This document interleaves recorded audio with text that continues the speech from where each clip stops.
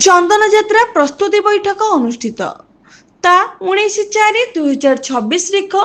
जिला प्रशासन और श्रीक्षेत्र पंचमहादेव सेवायत निजोगर मिलित अनुकूल्य महाप्रभुंकर चलित वर्षर चंदन यात्रा उपलक्षे ए प्रस्तुति बैठक जिलापाल दिव्यज्योति परिडा अध्यक्षतार लोकनाथ मंदिर ठारे अनुष्ठित होइतिला। चलित वर्ष अक्षय तृतीय ठारू आरंभ होबाकु थिबा 21 दिन धरी चंदन यात्रा को जेपरी शांति और श्रृंखलित सहित करबा समस्त नीतिकांति सठिक भाव में होई परिबो से संपर्क में फुंकानुफुंक आलोचना करा जायतिला। ठाकुर जीवा आसिबा रास्ता रे मैला पानी जेपरी न भासे ताकू रोका जिबा साथे साथे रास्ता रे छाई व्यवस्था भीषण ताती को रोकिबा पई जल ढाली रास्ता को ठंडा करिबा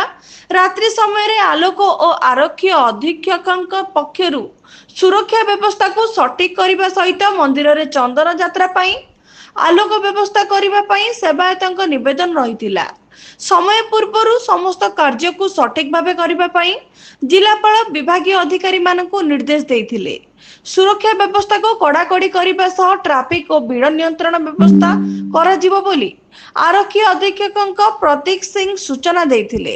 एही बैठक रे अन्य मानक मध्य उपजिलापाल राजकिशोर जेना, श्रीमंदिर उप प्रशासक रंजन कुमार बेहेरा, सिटी डीएसपी रश्मि रंजन महापात्र,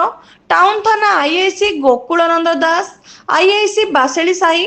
पंचु महादेव कमिटी सभापति रवि नारायण पंडा, संपादक मदन खुंटिया, नरेंद्र महांती, वैद्यनाथ पंडा, संतोष पंडा, दामोदर महापात्र, कृष्णचंद्र दास, गणेश महासुआर, संतोष पंडा, रघुनाथ खुंटिया, कान्हूचरण पंडा समेत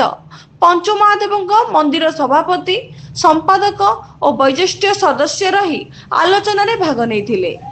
पुरी ब्यूरो रिपोर्ट, कलिंग संवाद, लाइव ओडिशा, भुवनेश्वर।